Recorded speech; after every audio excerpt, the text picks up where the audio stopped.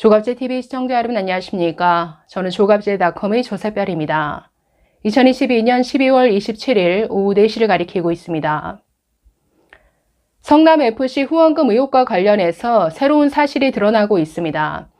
2013년에 이재명 당시 성남시장이 두산 임원을 직접 만나서 청탁을 받았다. 이런 정황이 새롭게 포착된 것인데 검찰이 두산건설을 압수수색하면서 관련 내부 보고서를 확보했다라고 합니다. 거기에 이런 정황이 담겨 있었다라는 것이죠. 이 내용 좀 살펴보겠습니다. 먼저 조선일보 기사 제목을 보시면 이재명 2013년 두산중공업 임원을 만나서 정자동 땅 용도 변경 청탁받은 정황. 이런 내용입니다. 먼저 들어가기 앞서서 성남FC 후원금 의혹은 이런 내용이죠. 두산건설이 보유하고 있던 분당 정자동 땅 3,000평을 성남시가 용도 변경을 해줬습니다. 원래는 병원 부지였는데 이걸 상업 용도로 바꿔줬습니다. 당연히 시세 차익이 어마어마하게 발생했죠. 이에 대한 대가로 성남FC 후원금을 챙겼다라는 이런 의혹입니다. 부정한 청탁이 있었고 그에 대한 대가가 있었다라는 건데 이게 바로 제3자 뇌물죄로 연결이 되는 겁니다. 이에 대해서 검찰이 규명을 해야 되는 것인데 지금 이런 부정한 청탁을 이재명 당시 시장이 직접 받았다. 지금 이런 새로운 정황이 포착됐다라는 겁니다. 그 내용을 좀 더 들여다볼까요?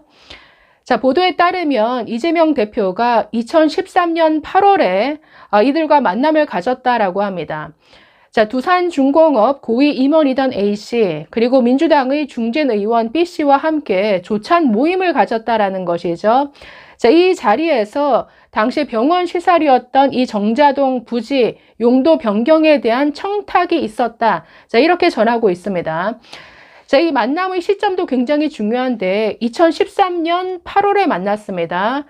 그해 말에 원래는 그 성남 1화였죠. 재정난을 겪고 있던 이 성남 1화를 이 성남시가 인수해서 그때부터 성남FC가 된 것이죠. 그래서 처음부터 뭔가 다 계획적으로 이런 청탁 그리고 이 후원금을 받아서 축구단을 운영하는 것 이걸 다 계획했던 것 아니냐. 이런 추측도 해볼 수 있죠. 참고로 당시 두산건설의 경영권은 100% 두산중공업이 가지고 있었습니다. 그래서 두산중공업 임원을 만난 것이죠. 검찰이 두산건설을 압수수색하면서 이런 내부 문건을 확보한 것인데 거기에는 이재명 대표가 정자동 부지 용도 변경에 매우 긍정적인 반응을 보였다. 이런 내용도 담겨 있었다라고 합니다. 이뿐 아니라 이 문제에 대해서는 정진상, 당시 성남시 정책비서관이었던 정진상과 상의하라. 이런 지시 내용도 담겨 있었다라고 합니다. 그래서 검찰은 이재명 대표가 사실상 모든 것을 주도했다. 2013년 말에 성남FC를 인수한 다음에 그 정진상을 통해서 실질적으로 이 구단을 운영하고 두산건설, 네이버 이런 기업들로부터 후원금을 받아서 이런 구단을 운영하는 것, 이 모든 것들을 주도했다라고 보고 있습니다.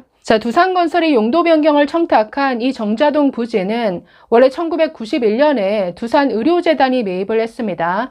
당시 72억 원에 매수를 했는데 병원 시설을 지으려다가 사업성이 없다라고 판단해서 중간에 중단을 했습니다. 그 이후에 2003년도에 이 두산건설이 이 땅을 매입을 했고 그 이후에 상업용지로 변경을 해달라고 요구를 했지만 성남시가 받아들이지 않았습니다. 이재명이 성남시장이 된 게 2010년인데 그 이후에도 이루어지지 않았고 병원 시설 그 건축을 취소한 뒤에 원상복구를 하지 않았다라는 이유로 성남시에서 이행 강제금을 매겼습니다. 그게 2011년에서 2013년 11월 사이 총 5억 6천만 원을 내라. 이렇게 강제금을 매겼는데 그 사이에 지금 이런 만남이 이루어진 것이죠. 그래서 2013년 8월에 만나서 실질적으로 청탁이 이루어졌고 그 이후에 결과적으로 보면 청탁이 사실 실행이 된 것이죠. 그래서 성남FC 구단도 인수하게 되고 후원금도 지급되어지고 자, 원래는 이 기부 체납 방식으로, 즉 용도 변경을 해주면 성남시가 기부 체납을 받습니다. 그 면적을 원래는 15% 받기로 한 거를 10%로 줄여주면서 그 5%에 해당하는 금액 약 56억 원을 성남FC 후원금으로 지금 받았습니다. 자, 그래서 앞으로의 핵심은 이게 제3자 뇌물죄가 성립이 되느냐라는 것인데, 자, 박근혜 전 국정농단 사건에서 적용되었던 게 제3자 뇌물죄죠. 자, 중요한 것은 제3자가 받은 뇌물입니다.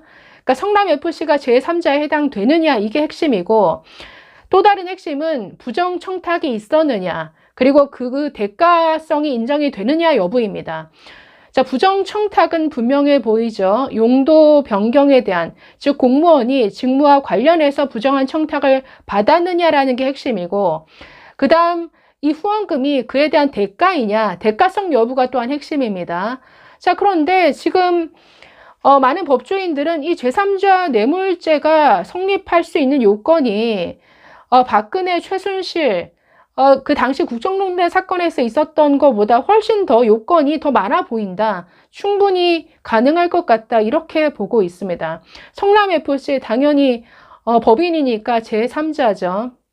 자, 그래서 이런 부정한 청탁을 들어주면서 그 대가로 성남FC가 후원금을 받은 것, 제3자가 받은 뇌물로 충분히 볼 수 있다. 이렇게 판단 내릴 가능성이 매우 높은데, 자, 중요한 것은 이게 제3자 뇌물이 아니라 이재명에 대한 직접적인 뇌물죄로도 연결될 수 있습니다. 자, 왜냐하면, 자, 2015년에 그 용도 변경이 이루어지고 후원금이 지급이 되는데, 그 직전에 이 성남FC가 그 성과급을 지급하는 이런 그 지침을 세웁니다. 이런 광고를 유치해 오는 이런 직원들에 대해서 성과급을 그 유치한 금액의 10에서 15%를 성과급으로 지급한다.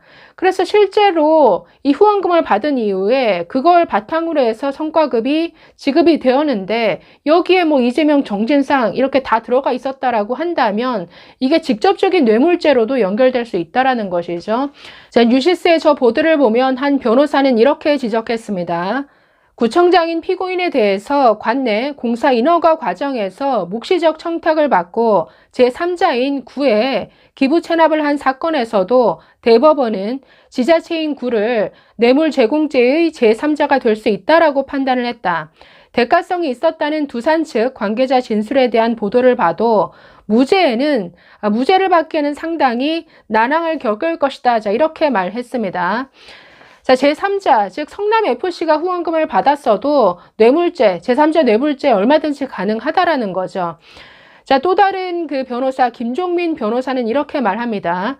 죄가 성립하기 위해 부정청탁이 있었는지와 대가성 여부가 핵심이고, 대법원 판례에 따라서 청탁은 명시적일 필요가 없고 묵시적이어도 상관없다. 순수한 후원이라면 지속했어야 하지만 지난해 같은 경우엔 후원액이 수억 원밖에 안 되는데 이런 상황이 합리적으로 설명이 돼야 된다. 자, 이렇게 강조했습니다. 그러니까 두산이 성남FC에 대해서 그냥 순수하게 후원을 한 것이라면 이게 지속적이어야 되는데, 아니 50억이 넘는 후원금을 그냥 몰빵을 했습니다. 근데 그 이후에는 후원이 별다른 후원이 없었다. 이러면 뭔가 그 청탁과 관계 있는 대가성이 있는 이런 뇌물이 아니었겠느냐. 그러니까 이런 지적이죠. 자, 그래서 이 부정청탁이라는 게 명시적일 필요가 없고 묵시적이어도 된다. 이 말은 이게 이런 청탁을 하고 그에 대한 대가로 후원금이 지급된다라는 이것에 대해서 쌍방이 그냥 인식할 수 있는 정도였다. 그러니까 이 정도만 돼도 성립이 됩니다. 자, 그래서 제3자 뇌물죄로 가는데 큰 어려움이 없어 보인다라는 게 법조계 의견입니다. 자, 그래서 이재명이 차일피일 소환 조사를 미루고 있는데, 그런다 할지라도 검찰 수사는 아주 정교하게 잘 진행이 된 것 같습니다. 자, 그래서 제3자 뇌물죄가 될지 아니면 보다 직접적으로 이재명이 직접 받은 뇌물로 볼 것인지, 앞으로 이 성남FC 사건이 아주 흥미진진하게 전개될 것 같습니다. 감사합니다.